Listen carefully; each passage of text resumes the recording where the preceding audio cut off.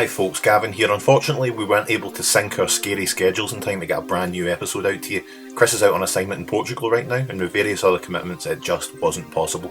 But fret not, because we've got something ready for just such an occasion. Always have something in the back bin, folks. That's the first rule of podcasting. Even though he's toiling in those Stygian pits of Portugal right now, Chris is still with us, with a special report you're about to hear on the subject, which I'm sure will be much talked about after the show airs, and also a small feature called Wish You Were Fear right after it. So without further ado, apologies again, and let's get into the show. Hi, it's Chris here.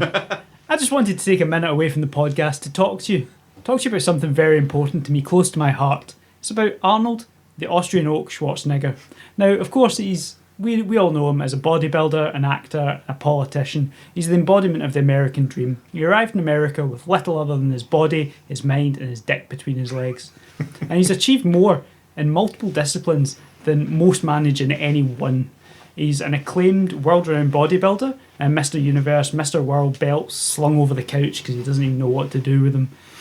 He's an actor that defined a generation of films, seen as the quintessential action star. And as a politician, he was governor of California, which is the 8th largest economy in the world, larger than India.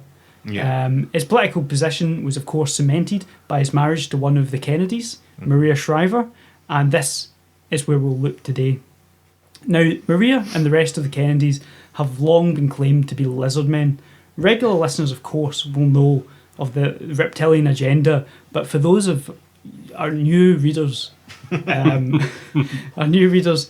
I'll just explain. I'll explain really quickly.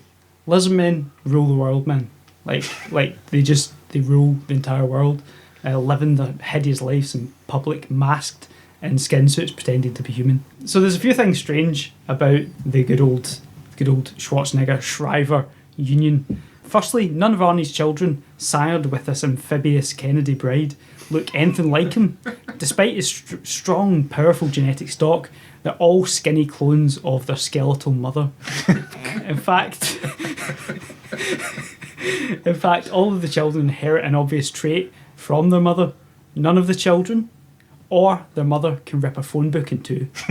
Not a single one of them can inflate a hot water bottle, so much so that it bursts, firing the room with rubber and hot spit. As if this isn't proof enough, Mr. Schwarzenegger successfully bred with a proven human woman and produced a beautiful human boy child. This glorious bastard boy looks like the oak himself, with strong Austrian tooth gap and a forehead like an anvil. Now he's yet to knock out a camel with a single punch, but I think we can all sleep sounder in the knowledge that this boy, the God King himself, in the making, is out there breathing the free air and tearing ass. Now, if you'll indulge me, I'd like to move away from cold, hard fact and go into a little conjecture. So, just picture the scene here. Imagine a hawk flying over a burning desert, wings coasting in the warm updrafts from the sandy floor beneath. In the distance, a ruined city of what was once the City of Angels. The hawk hears its master call. Although it's a free bird owing no debt of loyalty, this bird listens to one voice, as many do these days. Swooping over the desert floor, the hawk flies towards the location of the call. The bird approaches a man sitting on a throne made of old gym equipment and lands in his outstretched arm. Who is this man? In our hearts, I think we all know. Now, Schwarzenegger's managed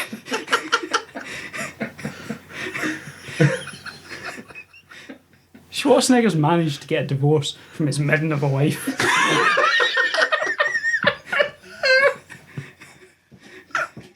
Keep it together. Now, Schwarzenegger's managed to get a divorce from his midden of a wife and is now a single man, so God knows how many more children he will father.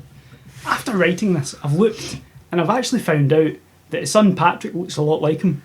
But being the good journalist I am, I'm not letting this get in the way of my opinion. Schwarzenegger's legitimate children, lizards.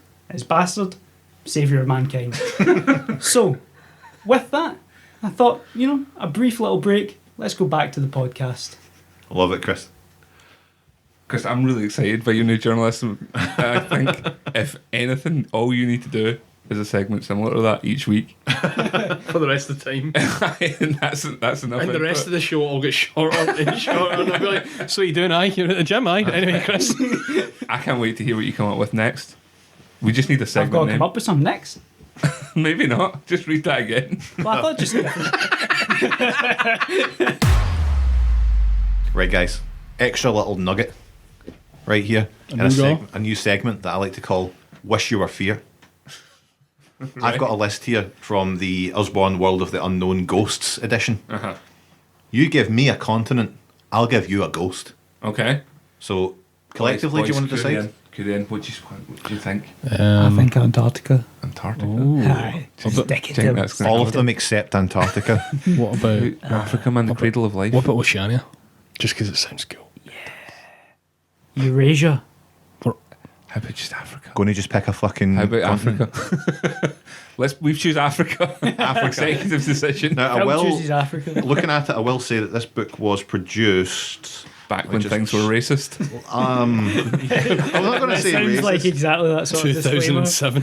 1977, it was first published. So this is The Slave Ghost. Okay.